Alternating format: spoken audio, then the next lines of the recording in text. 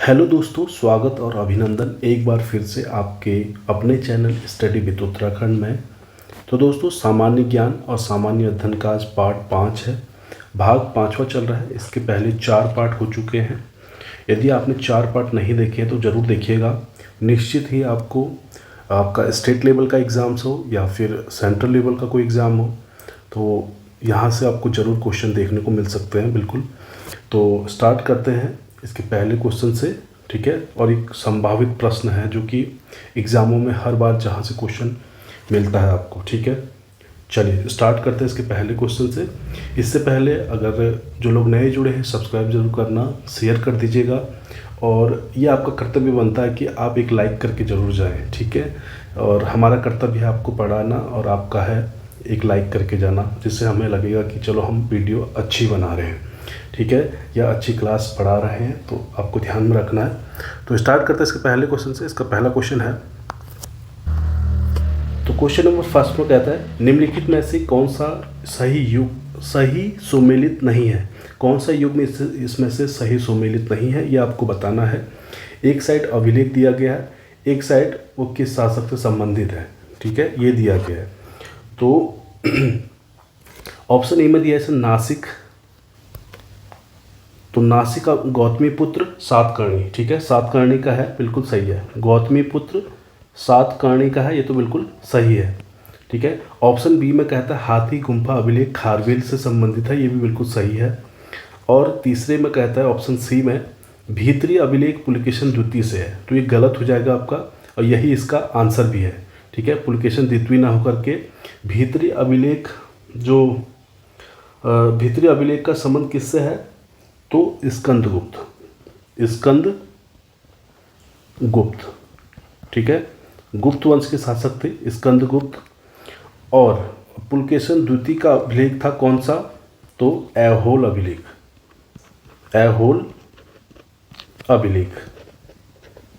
ठीक है, ऐहोल अभिलेख इनका पुलकेशन द्वितीय का था। और भीतरी अभिलेख आएगा तो ये आपका स्कंद गुप्त था, गुप्त शासक। ठीक है, ऑप्शन डी की बात करें तो इसमें कहता है गिरनार रुद्रदामन प्रथम का था, बिल्कुल सही है। ठीक है, तो इसका सही जो सुमेलित नहीं था वो ऑप्शन सी वाला नहीं था युग्म। ठीक है, अगला क्वेश्चन देखिए, क्वेश्चन नंबर 2। तो क्वेश्चन नंबर 2 में कहता है सूची फर्स्ट को सूची सेकंड से सुमेलित कीजिए और सूचियों के नीचे दिए गए कूट से सही उत्तर चुनिए। ठीक है, थोड़ा सा ऊपर कर देता हूँ मैं, पूरा क्वेश्चन आपको दिख जाएगा इसमें। चलिए, अब दिख रहा होगा पूरा क्वेश्चन। तो सूची फर्स्ट को आचार्य हैं सूची फर्स्ट में, और सूची सेकंड में दिया है उनके सिद्धांत। तो कौन से आचार्य किस सिद्धांत से संबंध रखते हैं वो आपको बताना है। और ऐसे क्वेश्चन आपके ऐसे हल होंगे, यदि इसमें आपको एक या दो भी पता होंगे तो क्वेश्चन लगभग हल हो जाता है। ठीक है, तो सबसे पहले अगर आपको पता होगा तो ऑप्शन बी नागार्जुन शून्यवाद से संबंधित थे, ये आपको पता होगा। दूसरे का दूसरा ऑप्शन भी चेक करते रहेंगे। तो पहले में तो नहीं, ये गलत हो जाएगा। दूसरे में भी गलत हो जाएगा। दूसरे का दूसरा बोला ना, तो बी का दूसरा, तो ये बी में दिख रहा है और सी में दिख रहा है। ठीक है, 2-2। उसके बाद से डी भी कट जाएगा। अब एक और आपको पता होगा तो आसानी से क्वेश्चन हल हो जाएगा। भद्रबाहु ये जैन धर्म से संबंधित है। तीसरे का चौथा, तो तीसरे का चौथा सिर्फ यही दिखाई दे रहा है। ठीक है, ए और डी तो हम पहले कट कर चुके थे। बी और सी में पूछा गया था, और सी में 3 दिया है, यहाँ पे 4 दिया, तो ऑप्शन सी वाला बिल्कुल सही है। ठीक, और गोसाल यानी कि इनका संबंध किससे है, आजीविक संप्रदाय से।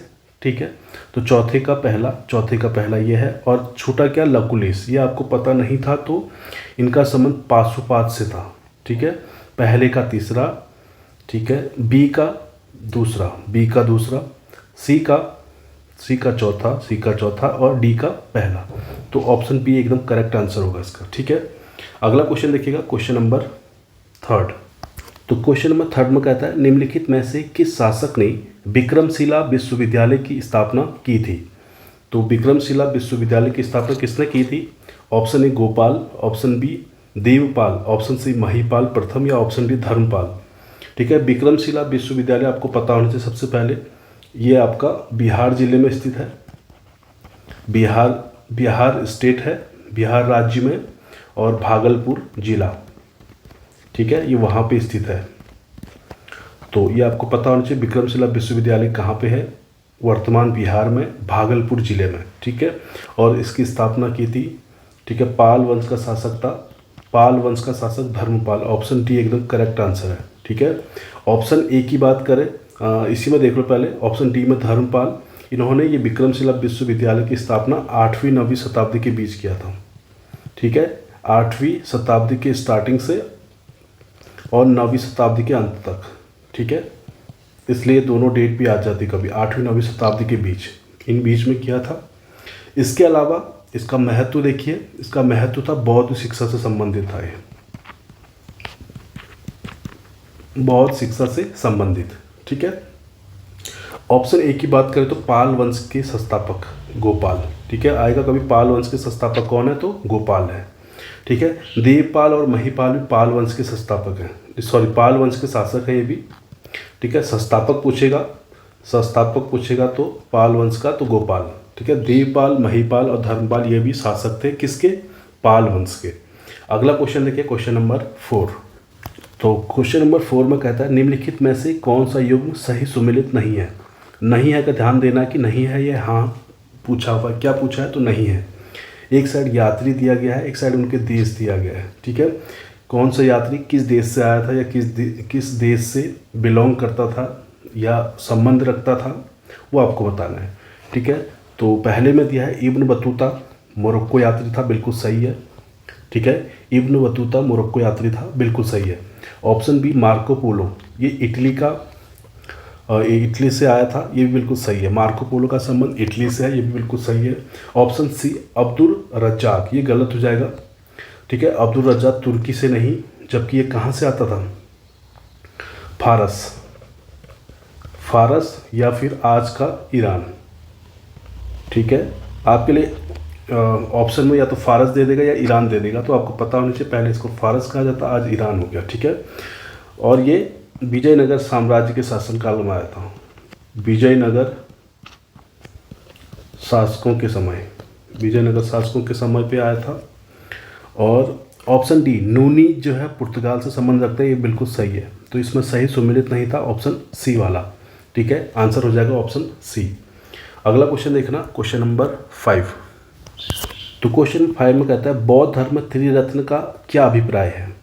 ऑप्शन ए त्रिपिटक से, ऑप्शन बी बुद्ध, धम्म या संघ से, ऑप्शन सी सील, समाधि या संघ से, ऑप्शन डी सत्य, अहिंसा और करुणा से, ठीक है। तो इसका अभिप्राय त्रिरत्न से अभिप्राय था बौद्ध धर्म में, ऑप्शन बी, ठीक है। 3 रत्न थे उसमें, बुद्ध हो गया और धम्म हो गया और संघ हो गया, ठीक है। बुद्ध, धम्म और संघ। बुद्ध अगर आएगा कभी किसे कहा जाता है तो जागृत व्यक्ति को, ठीक है, जो जागृत या प्रबुद्ध व्यक्ति को कहा जाता है, क्या, बुद्ध। आएगा क्वेश्चन, कभी आता भी है और आया भी है कि बुद्ध का अभिप्राय है तो जागृत या प्रबुद्ध व्यक्ति को आप बुद्ध कहोगे। धम्म किसे कहेंगे, धम्म का अर्थ क्या हो जाएगा, धम्म का बुद्ध की शिक्षाएं और सिद्धांत से संबंधित है धम्म, ठीक है। लिख देता हूँ मैं फटाफट, बुद्ध की शिक्षाएं और सिद्धांत, ठीक है, उसे धम्म कहा गया। और संघ किसे कहा गया है, संघ कहा गया बौद्ध भिक्षुओं और अनुयायियों का समुदाय। लिख दो इसको भी, बौद्ध भिक्षुओं और अनुयायियों का संघ,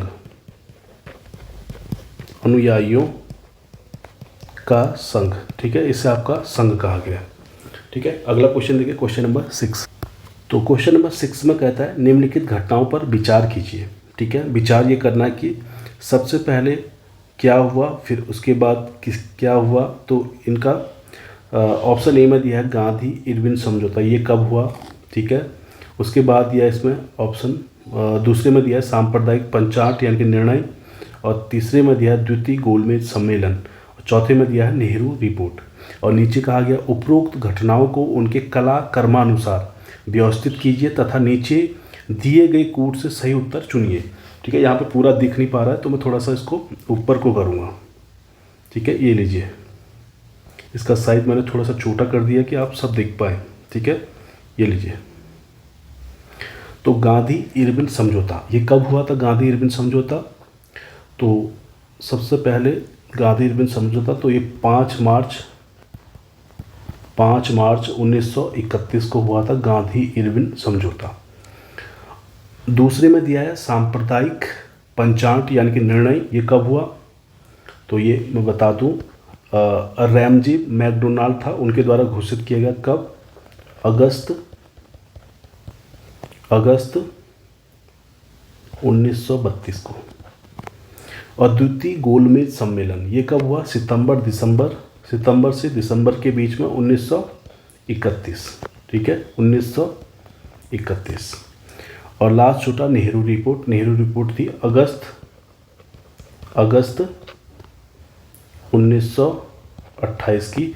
और नेहरू रिपोर्ट आता है तो ये मोतीलाल नेहरू द्वारा प्रस्तुत की गई थी। मोतीलाल नेहरू द्वारा प्रस्तुत आता है कभी? नेहरू रिपोर्ट किसने प्रस्तुत की थी? मोतीलाल नेहरू द्वारा। ठीक है, मोतीलाल नेहरू द्वारा प्रस्तुत की गई थी और अगस्त 1928 में। ठीक है, नेहरू रिपोर्ट। चलिए, तो सबसे पहले क्या आएगा इसमें पूछा गया काल कर्मानुसार इनको व्यवस्थित करना है। ठीक है, ये पूछा गया काल कर्मानुसार। तो सबसे पहले क्या हो जाएगा? 1928 नेहरू रिपोर्ट वाला हो जाएगा सबसे पहले। तो सबसे पहले चौथा आएगा, ऑप्शन भी चेक करते रहेंगे। ठीक है, तो ऑप्शन डी में दिखाई दे रहा है और सी में दिखाई दे रहा है, तो ए भी कट हो जाएगा और बी भी कट हो जाएगा।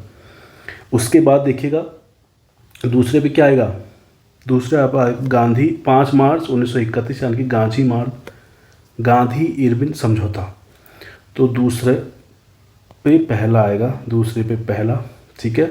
उसके बाद अब आएगा आपका द्वितीय गोलमेज सम्मेलन, ये कब हुआ था? सितंबर 1931।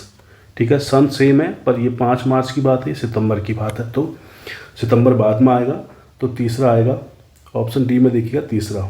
ठीक है, और लास्ट में आएगा आपका क्या? सांप्रदायिक पंचायत निर्णय, ये अगस्त 1932 में हुआ था। तो इसका सही आंसर जो बन रहा है ऑप्शन डी वाला बन रहा है। ठीक है, ऑप्शन डी वाला। ठीक है, ऑप्शन डी इसका बिल्कुल सही आंसर हो जाएगा। अगला क्वेश्चन देखिए, क्वेश्चन नंबर 7 नंबर क्वेश्चन में कहता है अपना अंतिम लक्ष्य हर आंख से हर आंसू पोंछ देना किसने घोषित किया था? ठीक है, तो किसने घोषित किया था? Option A Jawaharlal Nehru, option B Gandhi ji, option C Bal Gangadhar तिलक या ऑप्शन डी सरदार पटेल।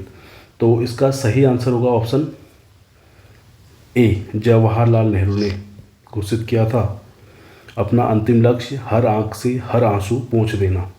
ठीक है, चलिए अगला क्वेश्चन देखिएगा, क्वेश्चन नंबर 8। 8वें क्वेश्चन में कहता है महात्मा गांधी ने भारतीय राष्ट्रीय कांग्रेस के निम्नलिखित सत्रों में से किसकी अध्यक्षता की थी? तो किसकी अध्यक्षता की थी? ऑप्शन ए 1922 गया में, ऑप्शन बी 1923 दिल्ली में या ऑप्शन सी 1924 बेलगाम में, ऑप्शन डी 1925 कानपुर में। तो महात्मा गांधी ने एकमात्र राष्ट्रीय कांग्रेस की अध्यक्षता की थी, वो था ऑप्शन सी वाला 1924 बेलगाम में। ठीक है, कभी ये भी आता है कि बेलगाम कहाँ पड़ता है, तो आपको पता होना चाहिए कर्नाटक में है, कर्नाटक राज्य में। ठीक, यहाँ की अध्यक्षता 1924 में बेलगाम की अध्यक्षता महात्मा गांधी ने की थी। ऑप्शन ए 1922 में इसकी अध्यक्षता किसने की थी? तो मैं आपको बता दूं, इसकी अध्यक्षता की थी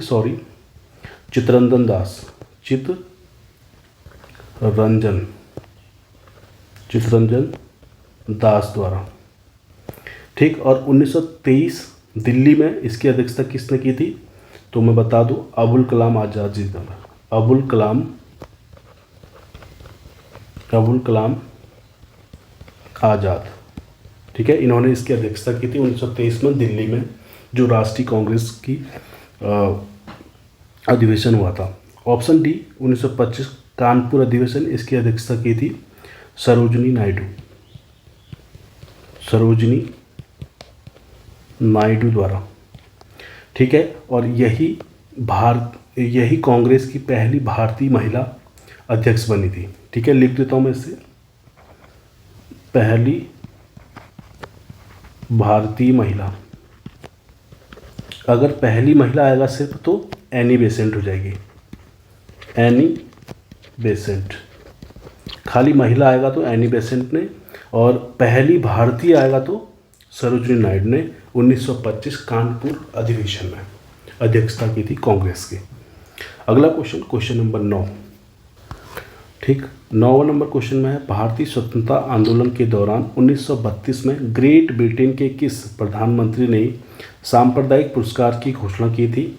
ऑप्शन ए स्टेनली बाल्डविन ने, ऑप्शन बी नेविल चैम्बरलेन ने, option C sir Winston Churchill ने, option D James Ramsay MacDonald's ने। तो किसने की थी इसकी घोषणा? तो सही जो आंसर है इसका option D James Ramsay McDonald ने की थी इसकी घोषणा।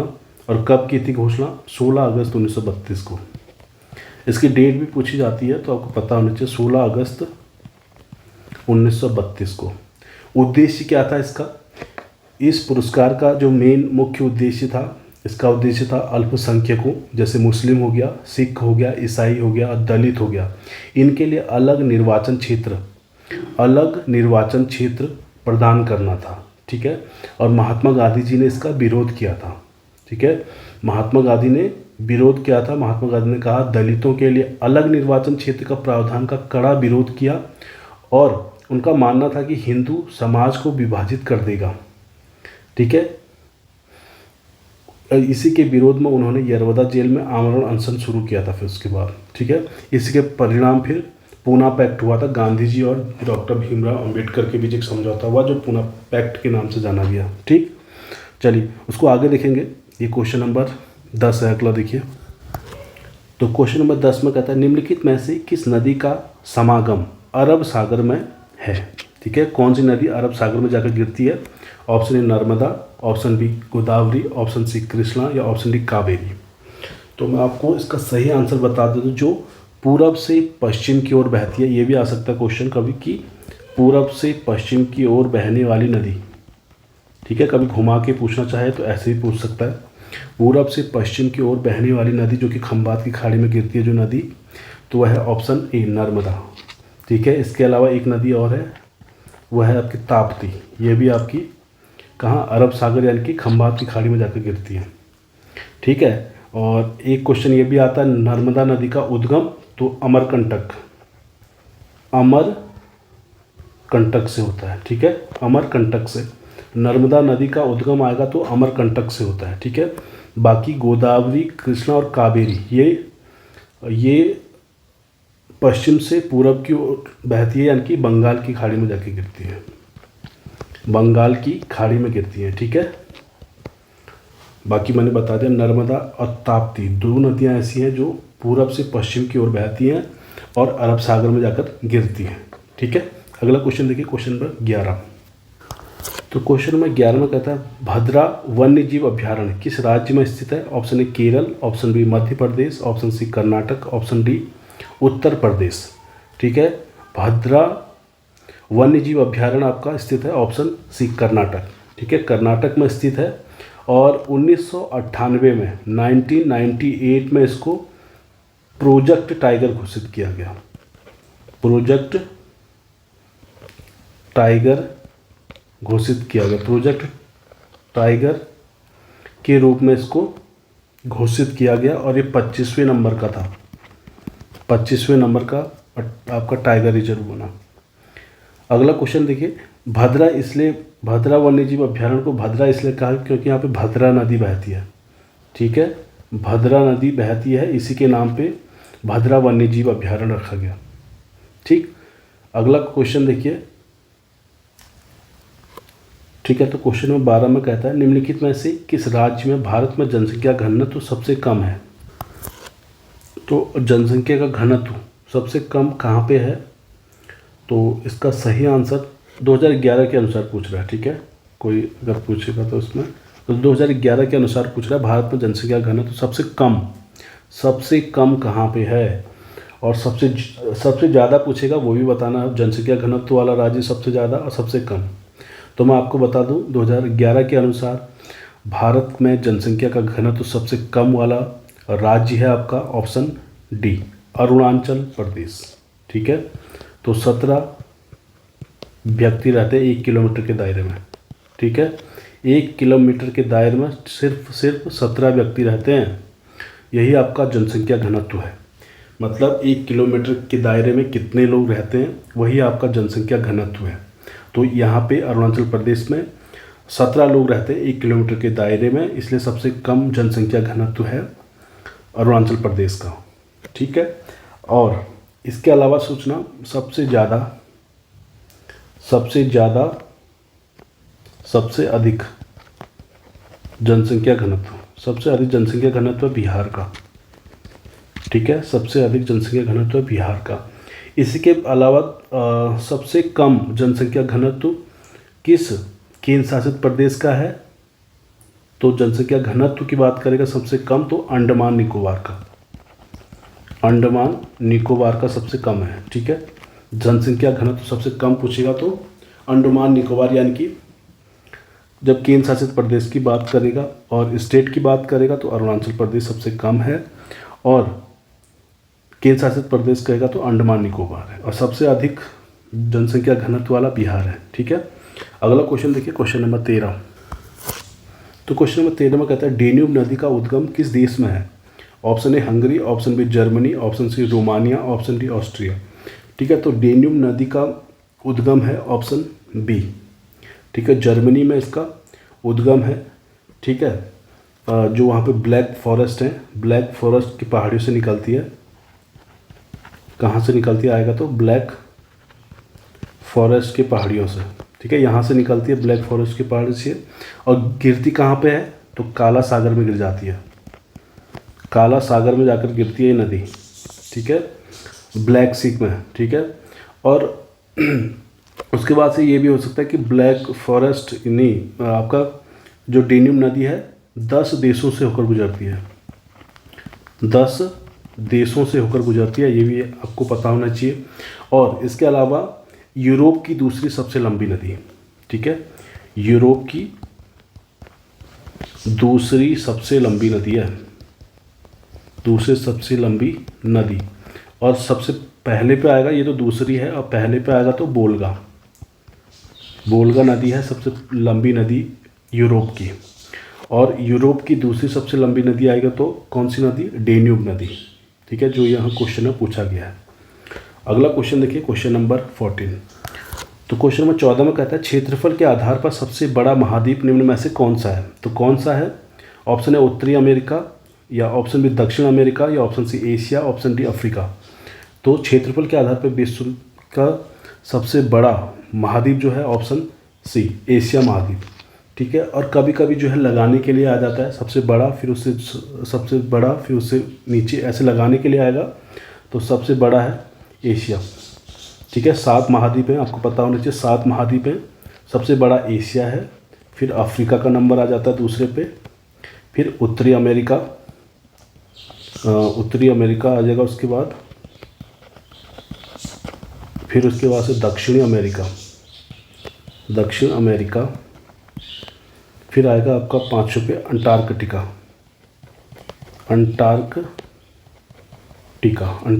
आ जाएगा। सॉरी, यहाँ पे आएगा बिंदा, यहाँ पे नहीं, अंटार्कटिका। फिर यूरोप आता है, 6ठे नंबर पे यूरोप का नंबर आता है, और 7वें पे ऑस्ट्रेलिया।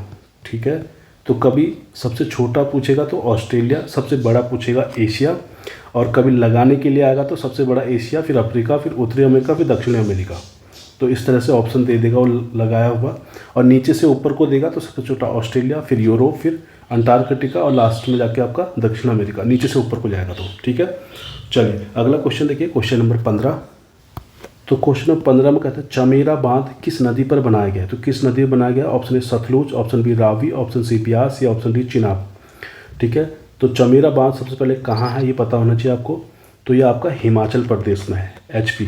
ठीक है, हिमाचल प्रदेश में स्थित है, वहाँ पे चंबा जिला है, चंबा जिला, तो वहाँ पे है ये। ठीक है, चमेरा बांध ये किस नदी पे बनाया गया? ऑप्शन बी रावी नदी पर। ठीक है, रावी नदी पर बनाया गया है, और उद्देश्य क्या है?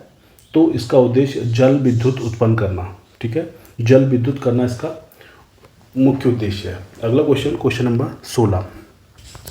16 नंबर क्वेश्चन में कहता है भारत के संविधान के अनुच्छेद 243 आई के अनुसार पंचायतों की वित्तीय स्थिति की समीक्षा के लिए वित्त आयोग का गठन कब किया जाता है?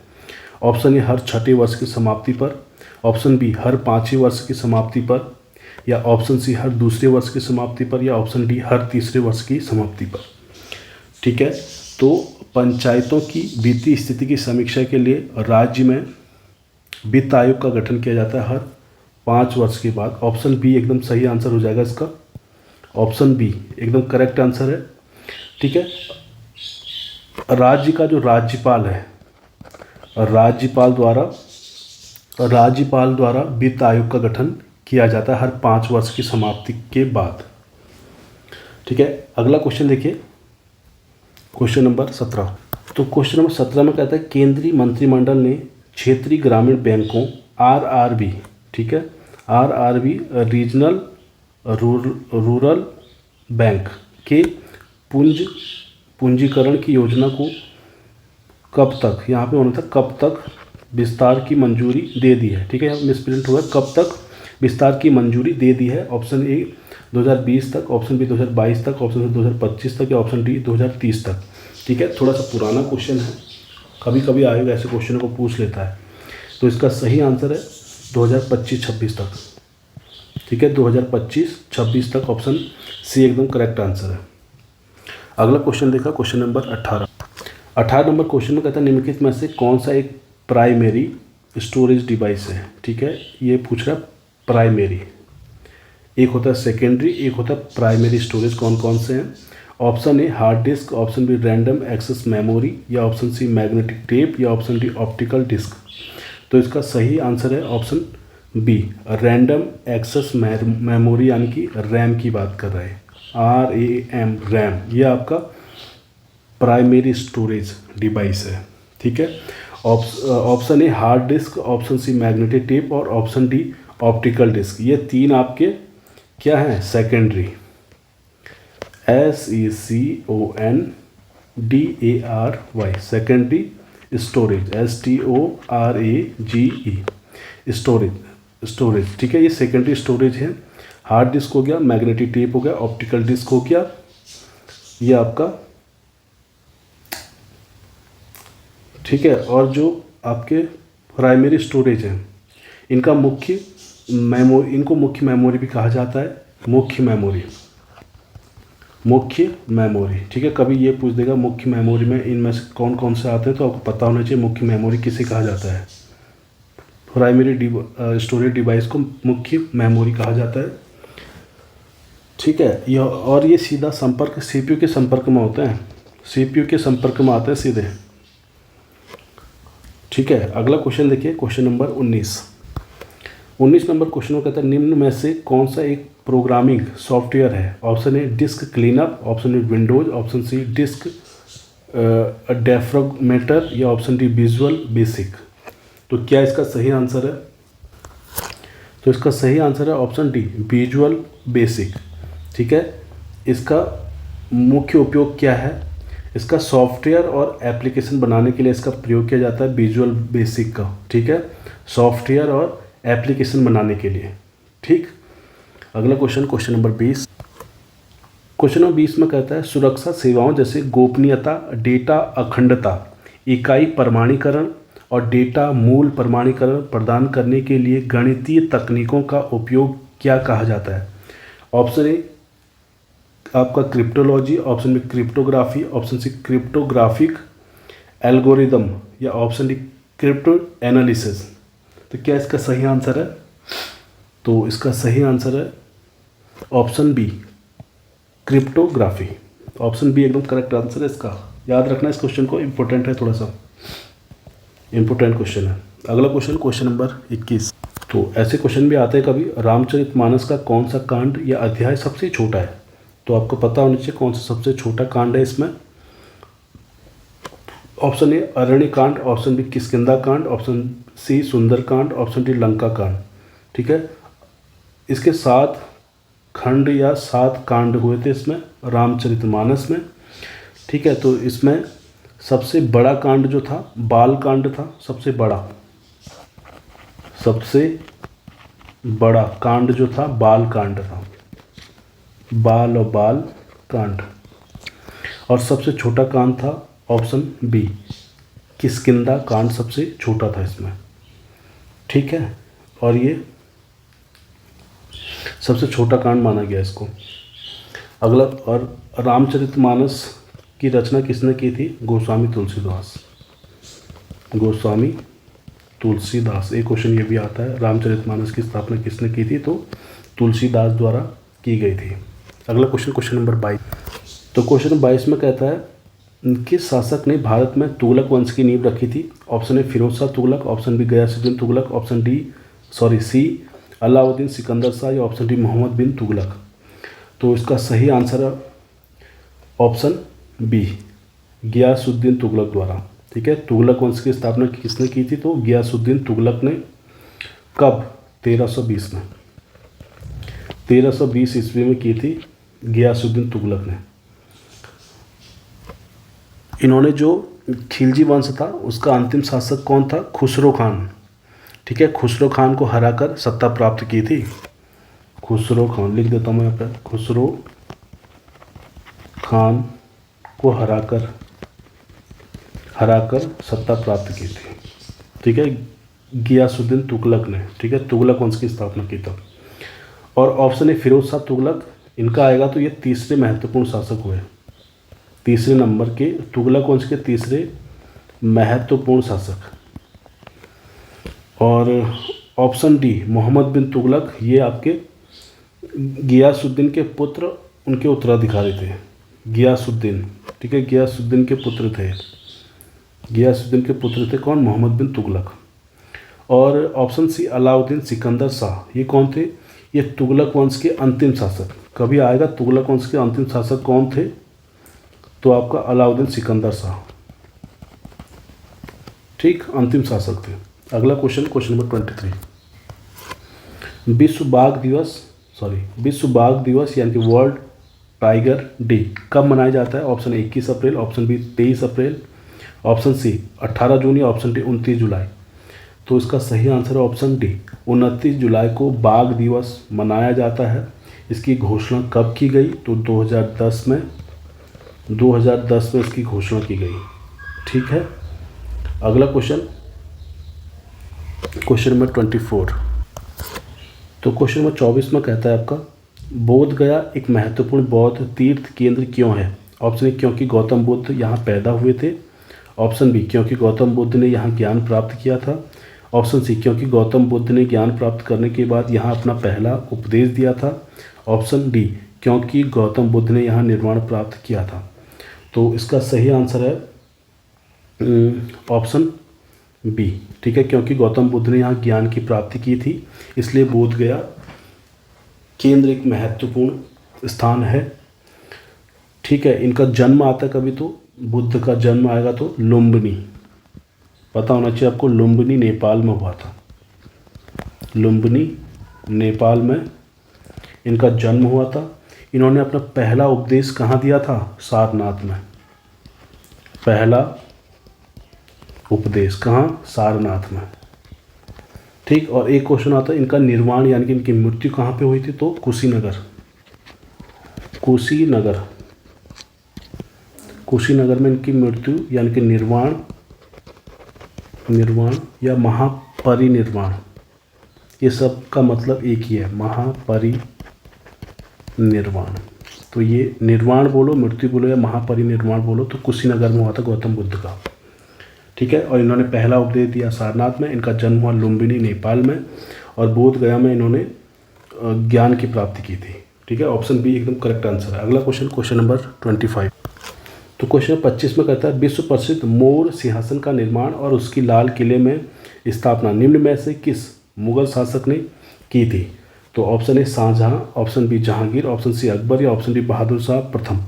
तो शाहजहां ने की थी, ठीक है, मोर सिंहासन का निर्माण, और उसे लाल किले पे यही लेके आए थे, ठीक है। अगला क्वेश्चन देखिए, अभी कभी आता है कि लाल किले का निर्माण कब हुआ? तो 1638 में, 1638 से 1648 यानी कि 10 साल के बीच में इसका निर्माण हुआ था, ठीक। और मयूर सिंहासन क्या था, कभी ये आएगा तो क्या था मयूर, यह अपनी सुंदरता और बहुमूल्य रत्नों के लिए प्रसिद्ध था, मयूर सिंहासन। ठीक है, चलिए अगला क्वेश्चन, क्वेश्चन नंबर 26।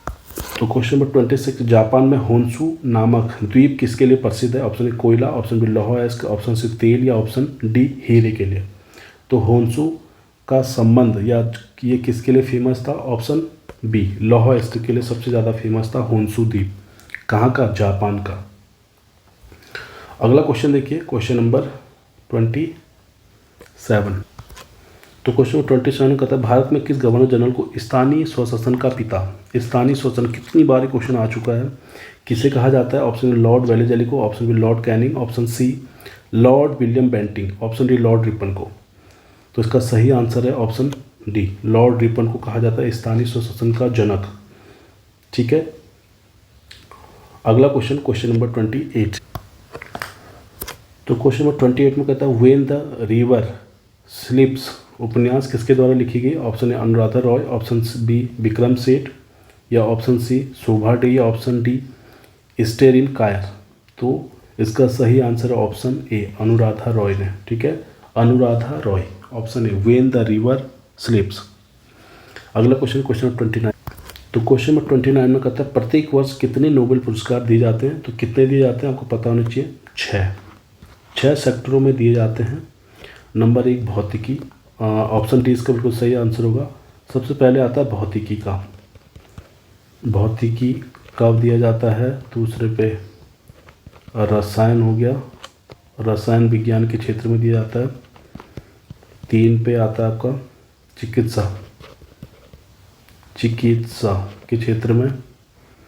ठीक है, उसके बाद से चौथा आता है साहित्य, 5वां हो गया शांति, शांति का दिया था। छठा क्या है? अर्थशास्त्र, अर्थशास्त्र। ठीक है, अगला क्वेश्चन देखिएगा, क्वेश्चन नंबर 30 में कहता है, ए सुटेबल बॉय पुस्तक के लेखक कौन है? ऑप्शन ए विक्रम सेठ, ऑप्शन बी अरुण री, ऑप्शन सी अमृता प्रीतम, या ऑप्शन डी महाश्वेता देवी। तो इसका सही आंसर है option A Vikram Seth. A suitable boy पुस्तक के लेखक है विक्रम सेठ। कब ये प्रकाशित हुई? तो 1993 में प्रकाशित हुई, अंग्रेजी भाषा में। अंग्रेजी भाषा में सबसे लंबी है। ठीक है, अंग्रेजी भाषा में सबसे लंबी, इसीलिए पूछी गई ये बुक। ठीक है, और यह इसमें जो कहानी है वो आज़ादी के बाद के भारत की पृष्ठभूमि पर आधारित है ये बुक, अ सुटेबल बॉय। अगला क्वेश्चन, क्वेश्चन नंबर 31। क्वेश्चन 31 में कहता है, दूरदर्शन की स्थापना किस वर्ष की गई? Option A 1939, option B 1949, option C 1959, option D 1969। तो इसका सही आंसर है ऑप्शन सी। ठीक है, 1959। कब? 15 सितंबर, 15 सितंबर। ये क्वेश्चन आ चुका कितनी बार? 15 सितंबर 1959 को। कहाँ पे? दिल्ली में। ठीक है, 1959 में हुआ था 15 सितंबर। और अगला question, question number 32। Question number 32 में कहता है, अकबर ने अपने दरबारी संगीतज्ञ के रूप में किसे नियुक्त किया था? Option A Abul Fazal, option B Miyan Tansen, option C Raja Birbal, option D Raja Todarmal. तो इसका सही आंसर है ऑप्शन बी। ठीक है, मियाँ तानसेन, ये इनका संगीतज्ञ था और 9 रत्नों में से एक था। ठीक है, अकबर के 9 रत्नों में से 9 रत्नों में से एक था। कौन? मियाँ तानसेन। ठीक है, और अकबर ने इनको जो है कंठाभरण वाणी विलास की उपाधि दी। कंठाभरण वाणी विलास की उपाधि दी किसने? अकबर ने। और किसको दी? अपने संगीतज्ञ मियाँ तानसेन को। ठीक है, आता है कि कंठाभरण वाणी विलास की उपाधि अकबर ने किसको दी? तो मियाँ तानसेन को दी। और ये जो तानसेन था 9 रत्न थे अकबर के, उनमें से एक था। अगला क्वेश्चन, क्वेश्चन नंबर 30। तो क्वेश्चन नंबर 33 में कहता है, स्वेज नहर निम्नलिखित में से किन 2 सागरों को जोड़ती है? ऑप्शन ए लाल सागर और भूमध्य सागर को, ऑप्शन ए काला सागर और कैस्पियन सागर को, ऑप्शन सी काला सागर और भूमध्य सागर को, ऑप्शन डी कैस्पियन सागर और भूमध्य सागर को। तो इसका सही आंसर है ऑप्शन ए, लाल सागर और भूमध्य सागर को जोड़ती है कौन सा, सुएज नहर। ठीक है, चलिए अगला क्वेश्चन देखिए, क्वेश्चन नंबर 30। तो क्वेश्चन 34 में कहता है निम्नलिखित में से कौन सा युग्म सही सुमेलित है। यहाँ पे सही पूछा है। ठीक है, एक साइड लेखक दिया है, एक साइड उनकी पुस्तक दी है। तो मॉन्टेस्क्यू, इनकी पुस्तक कौन सी है, मॉन्टेस्क्यू की पुस्तक कौन सी है, इसका सबसे पहले आंसर देख लो। मैकियावेली की द प्रिंस है, बिल्कुल सही है। ठीक है, मैकियावेली की द प्रिंस है, बिल्कुल सही है। और सोशल कॉन्ट्रैक्ट, ये किसकी पुस्तक है, सोशल कॉन्ट्रैक्ट, तो ये रूसो की बुक है सोशल कॉन्ट्रैक्ट। ये आता भी है, क्वेश्चन आ चुका कितनी बार। जीन, इनका पूरा नाम आएगा जीन जैक्स रूसो। ठीक है, जीन जैक्स रूसो। और डिवाइन कॉमेडी किसकी बुक है, तो डिवाइन कॉमेडी है आपकी दांते की, दांते एलिगिएरी की बुक है। ठीक है, क्या, डिवाइन कॉमेडी। और द प्रिंस, ये तो मैकियावेली की है। ठीक है, निकोलो मैकियावेली, बिल्कुल सही है। ऑप्शन डी यूटोपिया, ये किसकी है, ये यूटोपिया है थॉमस मोर की, थॉमस मोर, ये इनकी बुक है। ठीक है, यूटोपिया। अगला क्वेश्चन, क्वेश्चन नंबर 35। तो सबसे पहले आता है 35 में, इंग्लैंड में रक्तहीन क्रांति किस वर्ष हुई थी। ठीक है, ये रक्तहीन क्रांति को ही आपका गौरवपूर्ण क्रांति भी कहा जाता है। कभी गौरवपूर्ण आ जाता है, कभी रक्तहीन क्रांति आ जाता है, गौरवपूर्ण क्रांति। ठीक है, दोनों एक ही चीज़ है, तो आपको पता होना चाहिए गौरवपूर्ण क्रांति ही आपकी रक्तहीन क्रांति थी। और तो ऑप्शन ए में दिया 1675, option B 1688, option C 1789, option D 1785। तो इसका सही आंसर है ऑप्शन बी, 1688 में हुआ था गौरवपूर्ण क्रांति और रक्तहीन क्रांति। रक्तहीन क्रांति इसको इसलिए कहा जाता है क्योंकि इसमें बिना किसी बड़े युद्ध या खून खराबे की सत्ता परिवर्तन हो गया था और राजा जेम्स द्वितीय को गद्दी छोड़नी पड़ी थी उस टाइम पे। ठीक है, इसीलिए इसको रक्तहीन क्रांति कहा गया। ठीक, अगला क्वेश्चन, क्वेश्चन 36। तो क्वेश्चन 36 में कहा है निम्नलिखित में से कौन सा लघु हिमालय की दक्षिणी सीमा को बनाता है। तो कौन सा बनाता है, ऑप्शन बी वाला बिल्कुल सही है, मुख्य सीमा छेद, ये इसका सही आंसर है। और एक आता है MBT। ठीक है, मेन बाउंड्री थ्रस्ट, ये लघु हिमालय की दक्षिणी सीमा बनाता है। लघु हिमालय की दक्षिणी सीमा। ठीक है, यानी कि ये वाला कौन सा, इसमें तो है नहीं। एक है MCT यानी कि ये MCT, मेन सेंट्रल थ्रस्ट, ये आपका बृहद हिमालय और लघु हिमालय के बीच है। बृहद हिमालय और लघु हिमालय के बीच है। कौन सी, MCT, मेन सेंट्रल थ्रस्ट, लघु हिमालय के बीच। ठीक है, और डी वाला दिया है सिंधु सिचुर रेखा, यानी कि ये तिब्बत हिमालय और बृहद हिमालय को अलग करती है। लिख देता हूँ इसमें, तिब्बत हिमालय और बृहद हिमालय को अलग करती है। ठीक है, और एक ये है हिमालय अग्रीय छेद, यानी कि हिमालयन फ्रंटल थ्रस्ट। ठीक है, ये शिवालिक के उत्तर भारत के विशाल मैदान से अलग होती है। शिवालिक को उत्तर भारत के, लिख देता हूँ हल्का हल्का, शिवालिक को उत्तर भारत के विशाल मैदान से अलग करती है। ठीक है, अगला क्वेश्चन देखिए, क्वेश्चन नंबर 37। तो क्वेश्चन नंबर 37 में कहता है किसने बंगाल में स्थायी भू राजस्व व्यवस्था को लागू किया था। Option A Lord Clive, option B Lord Cornwallis, option C Lord Dalhousie, option D उपरोक्त में से कोई नहीं। ठीक है, तो इसका सही आंसर है बंगाल में स्थायी भू राजस्व व्यवस्था लागू की थी, ऑप्शन बी लॉर्ड कॉर्नवालिस ने। कब, 1793 में। 1793 में बंगाल, बिहार और उड़ीसा में। ठीक है, कहाँ कहाँ? बंगाल हो गया, बिहार हो गया और उड़ीसा हो गया। यहाँ पे स्थायी भू राजस्व व्यवस्था लागू की थी किसने? लॉर्ड कॉर्नवालिस ने। इसी को आपका स्थायी बंदोबस्त कहा गया है। स्थायी बंदोबस्त, इसमें क्या था? एक निश्चित लगान सरकारी खजाने में जमा मतलब सबमिट करनी पड़ती थी। ठीक है, अगला क्वेश्चन, क्वेश्चन नंबर 38। तो क्वेश्चन नंबर 38 में कहता है निम्नलिखित ऐतिहासिक घटनाओं को उनके संबंधित वर्षों से मिलान करें। ए में दिया है विनियमन अधिनियम, ये कब हुआ? ऑप्शन बी में दिया है भारत सरकार अधिनियम कब हुआ? ऑप्शन सी भारतीय परिषद अधिनियम कब हुआ? ऑप्शन डी मार्ले मिंटो सुधार कब हुआ? अभी मैंने क्वेश्चन बताया था, अगर आप एक दो भी इसमें आते हैं अच्छे से तो सारा क्वेश्चन हल हो जाएगा। सबसे पहले आप इसमें अगर देखोगे तो भारत सरकार अधिनियम 1935, दूसरे का दूसरा, ये तो सभी को आता होगा, और मार्ले मिंटो सुधार ये तो आते होंगे। ठीक है, तो दूसरे का दूसरा और चौथे का चौथा। ठीक है, दूसरे का दूसरे, चौथे का चौथा इसमें बन रहा है। और कहाँ पे बन रहा है? यहाँ नहीं बन रहा, यहाँ भी नहीं बन रहा और यहाँ भी नहीं बन रहा। तो ऑप्शन ए ही बिल्कुल सही आंसर हो सकता है। विनियमन अधिनियम 1861 का बिल्कुल सही, और भारतीय परिषद अधिनियम ये 1773 का, ये भी सही है। ठीक है, तो क्या इसका सही आंसर है?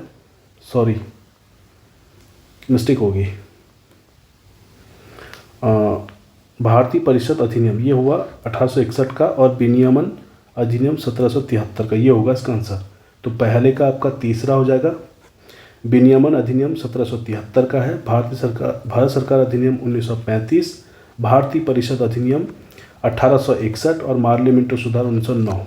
ठीक है, तो ऑप्शन ए इसका करेक्ट आंसर हो जाएगा। आगे देखिए अगला क्वेश्चन, या कुछ और बन रहा है? कुछ और बन रहा है, देखो ज़रा। ठीक है, तो यही आंसर बन रहा है, ऑप्शन ए।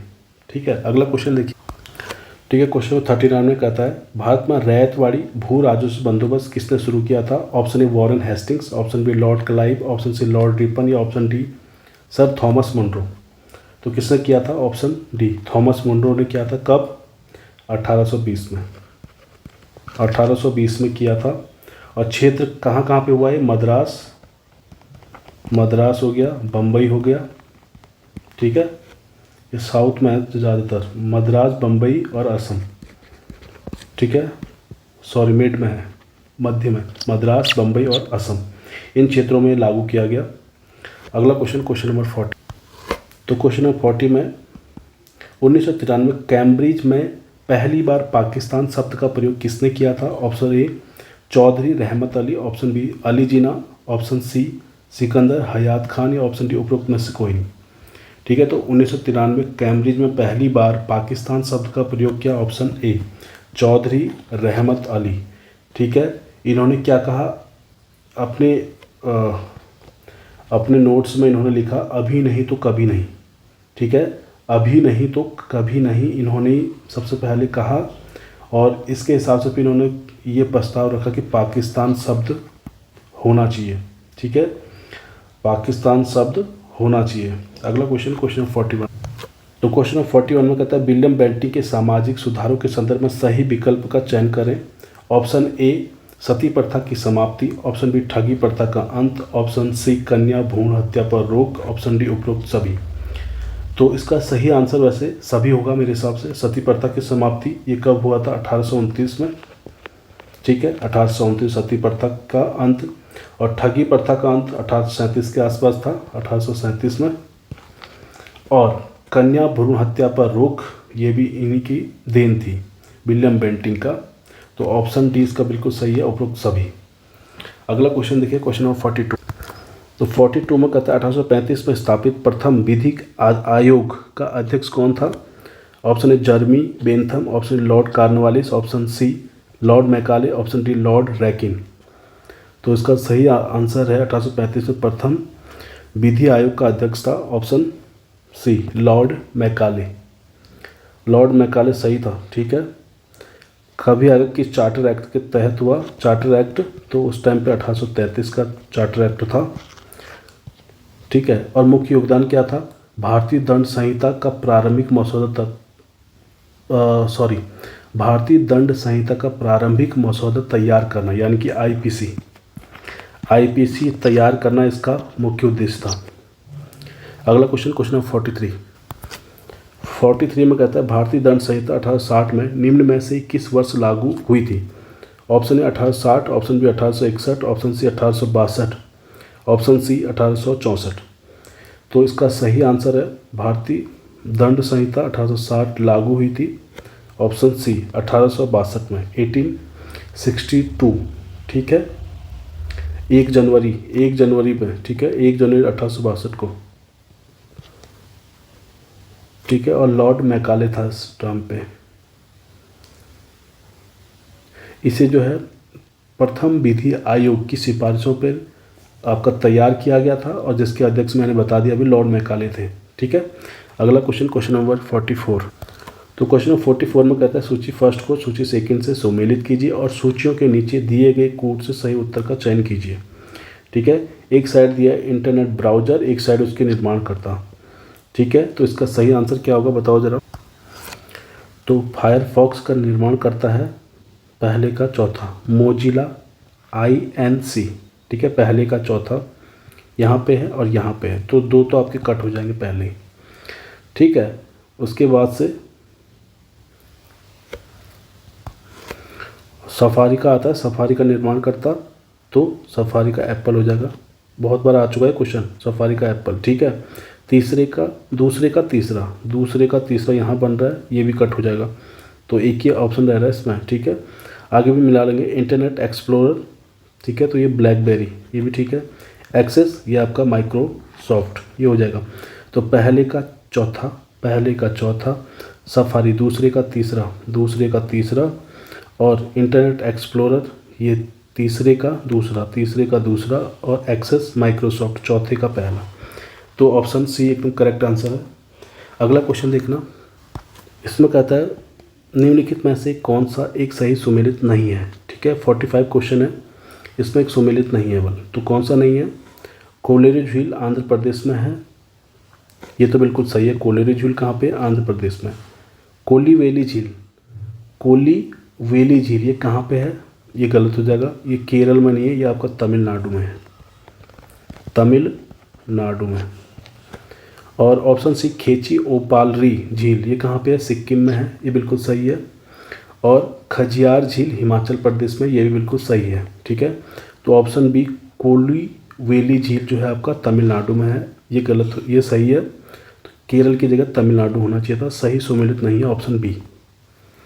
अगला क्वेश्चन देखिए, क्वेश्चन नंबर 46 में कहता है निम्न में से कौन सा समुचित रूप से जनता द्वारा और जनता के लिए वानिकी को वर्णित करता है? तो इसका सही आंसर क्या होगा बताइए ज़रा। तो इसका सही आंसर है ऑप्शन ए सामाजिक वानिकी, ये इसका बिल्कुल सही आंसर है। अगला क्वेश्चन नंबर 47 में कहता है सरहिंद नहर का निर्माण निम्न में से किस नदी पर किया गया? ऑप्शन ए शारदा नदी, ऑप्शन बी ब्यास नदी, ऑप्शन सी सतलज नदी और ऑप्शन बी यमुना नदी। तो किस पे किया गया? इसका सही आंसर होगा, ठीक है, तो सरहिंद नदी आपको पता होना चाहिए पहले तो पंजाब में है, पंजाब। ठीक है, जो पंजाब नहर सरहिंद नहर है ये आपको पंजाब में है और किस नदी के किनारे है? तो उसका सही आंसर है ऑप्शन सी सतलज नदी के किनारे, सतलज नदी पर है सरहिंद नहर। ठीक है, अगला क्वेश्चन, तो कभी उद्घाटन आएगा इसका? तो कब हुआ था? 1882 के आसपास उद्घाटन हुआ इसका, 1882 उद्घाटन। अगला क्वेश्चन 48।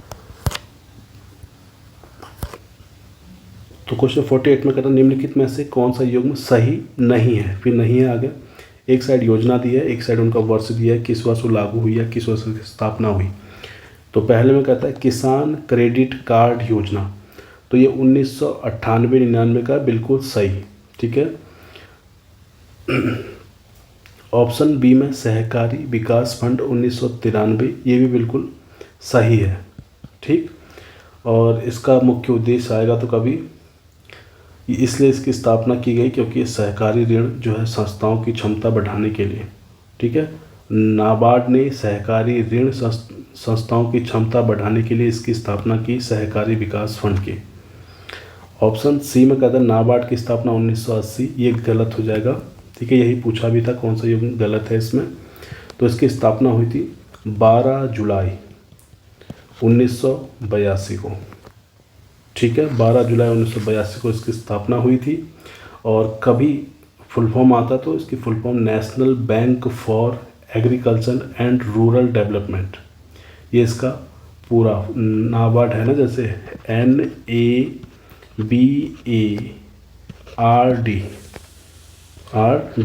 तो इसकी फुल फॉर्म आता कभी तो आपको पता होना चाहिए, national bank for agriculture and rural development. ठीक है, ये इसका फुल फॉर्म है। ऑप्शन डी क्षेत्रीय ग्रामीण बैंक 1975 में। ठीक है, बिल्कुल सही है। 2 अक्टूबर 1975 को 2 अक्टूबर 1975 को हुआ था क्षेत्रीय ग्रामीण बैंकों की स्थापना। अगला क्वेश्चन नंबर 49। तो 49 नंबर में है प्रिंटर के द्वारा प्रिंटेड इमेज की गुणवत्ता किस में मापी जाती है। ऑप्शन ए DPI में, ऑप्शन बी PPI में, ऑप्शन सी CPS में, ऑप्शन डी PPM में।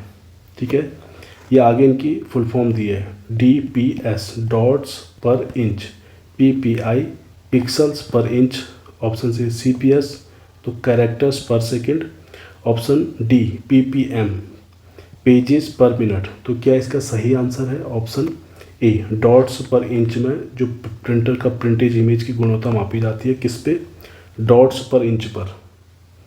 Option A correct answer. अगला क्वेश्चन नंबर 50। तो क्वेश्चन नंबर 50 में कहता है सूची फर्स्ट को सूची सेकंड से सुमेलित कीजिए और सूचियों के नीचे दिए गए कूट में सही उत्तर का चयन कीजिए। तो अनुच्छेद 13 में क्या है, अनुच्छेद 29 में क्या है, ऑप्शन सी, अनुच्छेद 20 में क्या है, ऑप्शन डी, अनुच्छेद 24 में क्या है।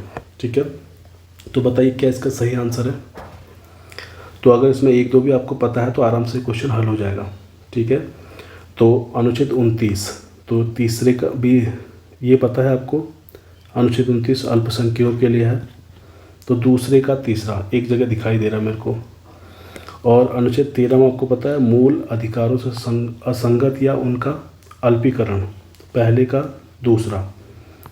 दूसरा यही बन रहा है और तीसरे का तीसरा यहाँ बन रहा है। ठीक है, अनुच्छेद 20 में क्या अपराधों के लिए दोष सिद्धि के संबंध में चौथा। ठीक है, तीसरे का चौथा बिल्कुल सही। अनुच्छेद 24 में कहा है कारखानों आदि में बच्चों के लिए नियोजन प्रतिषेध, तो ये ऑप्शन सी एकदम करेक्ट आंसर बैठ रहा है।